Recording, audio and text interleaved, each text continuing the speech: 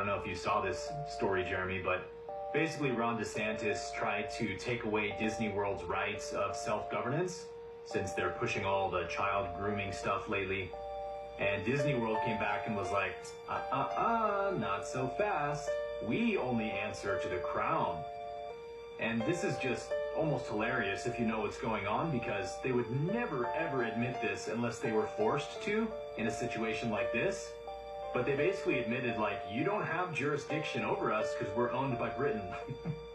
So for those of you who are like confused by this, apparently the land that Disney World is on is owned by the crown.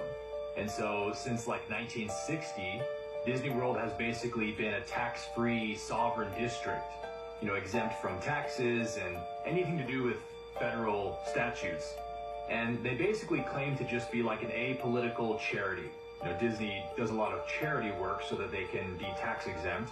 Then they started pushing all this woke stuff, and so Ron DeSantis was like, all right guys, you want to get involved in politics? Then let's do politics. We're going to take away your tax exempt status in Florida. But then Disney World came back and pulled out this clause from the British Bill of Rights, which is a royal clause that dates back to like 1692. And it says that essentially Britain has sovereignty over any territory of the crown until the last descendant of King Charles III has passed. And that's the clause Disney World used to keep their tax-exempt status in Florida. And if you know anything about history, then you know that this clause comes from the Magna Carta, which is like the English Bill of Rights. So most people reading this article are probably like, wait, how is Disney avoiding federal tax codes by using an English Bill of Rights clause? But that's because Disney World is technically a territory of the crown, just like Washington, D.C. actually. Most of you know that Washington, D.C. is not actually a state, but a territory, aka a British colony. So, you know, do with that what you will.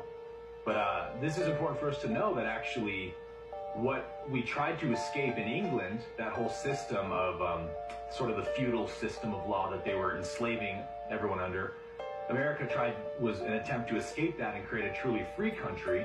And so what a lot of, you know, alternative independent historians say is that England could have easily stopped this from happening, but they essentially were like, well, let's just give them the illusion of what they want, and technically we'll still control them and we'll still create the same law structure in that country as we have here.